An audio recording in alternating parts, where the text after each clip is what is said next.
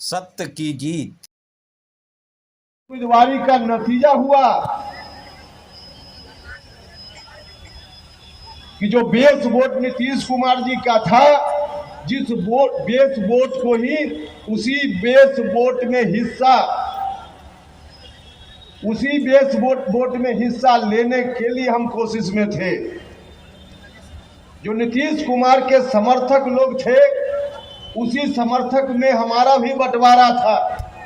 हम जनता से उम्मीद कर रहे थे, हम बिहार भर में घूम रहे थे इसी बात के लिए कि हमको आधा अधूरा मत दीजिए, हमको मुकम्मल दीजिए, पूरा का पूरा दीजिए।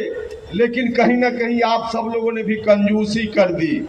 जो लोग आरोप लगाते हैं कि उपेंद्र कुशवाहा ने क्यों विलय कर दिया, तो जरा आप लोग भी सोचिएगा, आप लोगों ने भी थोड़ी कंजूसी की। अगर मुकम्मल उपेंद्र कुशवाहा को दे दिया होता तो उपेंद्र कुशवाहा के सामने विलय की परिस्थिति नहीं बनती।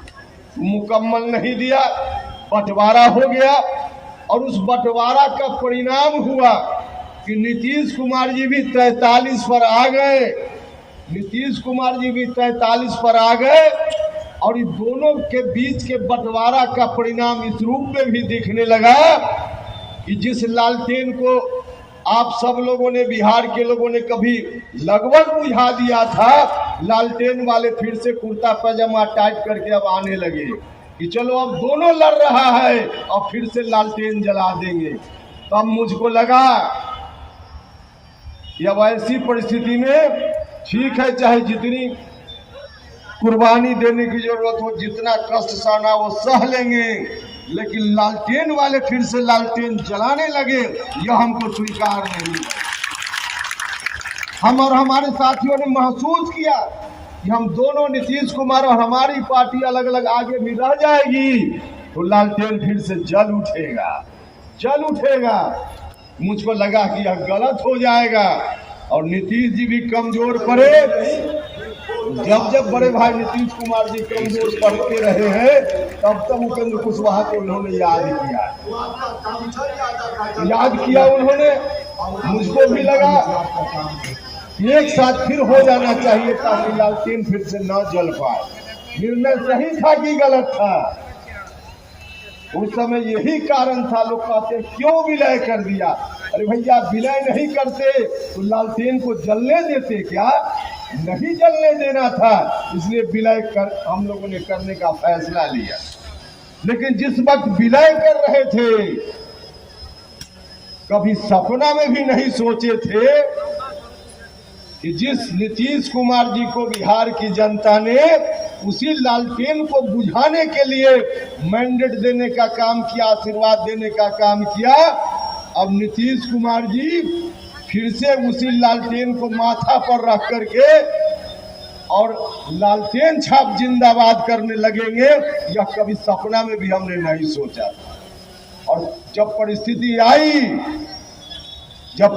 आई तो हमने कहा नीतीश जी से कि नीतीश जी, हम तो अपना सर्वस्व, जो भी राजनीति की हमारी कमाई थी, सबको हम सर्वस्व लुटा कर आपके साथ आए थे, हम आपका जिंदाबाद करने आए थे। लेकिन यह नहीं हो सकता है कि अब आप कहिएगा कि लालटेन छाप जिंदाबाद करो। उपेंद्र कुशवाहा यह काम तो इस जीवन में नहीं कर सकता। इसलिए हमने फिर फैसला लिया कि जो लोग भी गुस्सा में होंगे अपने लोग बिहार में, हम उनको मना लेंगे, लेकिन यह पाप उपेंद्र कुशवाहा नहीं करेगा कि लालटेन को नीतीश कुमार कहेंगे लालटेन छाप जिंदाबाद और उपेंद्र कुशवाहा पीछे पीछे करे जिंदाबाद जिंदाबाद। यह काम हम नहीं करेंगे, यह पाप नहीं कर सकते। तो हम आपसे आग्रह करने आए, मन में कोई भी गुस्सा हो मेरे प्रति, मेरे पुराने निर्णयों के कारण, तो उस मजबूरी को समझिएगा और कृपा करके माफ कर दीजिएगा। अगर कोई गलती भी मुझसे लगता हो आपको कि हमने की होगी, तो इतना हम जरूर आश्वस्त करना चाहते। जो चर्चा हम कर रहे हैं, जो विश्लेषण करके आपको बता रहे हैं राजनीतिक परिस्थितियों का, मुझको लगता है कि आप सब लोगों को समझ जाना चाहिए। लेकिन एक आध आदमी भी अगर मेरी बातों से सहमत नहीं हो, तो उनसे भी मैं कहना चाहता हूं कि अब कम से कम भरोसा कीजिए, उपेंद्र कुशवाहा ने चाहे पहले जो गलती इस तरह की हो, अब इस जीवन में आगे दोबारा ऐसी गलती कभी नहीं करेगा।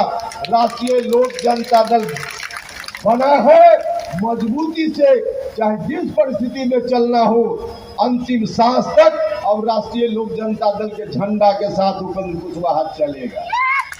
हम आप सब लोगों को आश्वस्त करना चाहते। तो भाई और मित्रों, तो हमारे सामने जब जब समय आया कि किस बात का चुनाव करें, तो हमने चुनाव किया संघर्ष का। और फिर से हम आपसे कहने आए कि संघर्ष के रास्ते पे आने का फैसला हम और हमारे साथियों का अपना फैसला है। हम चाहते तो आराम से रहते, लेकिन नहीं, हमने फैसला किया। लेकिन फैसला किया है तो आप सब लोगों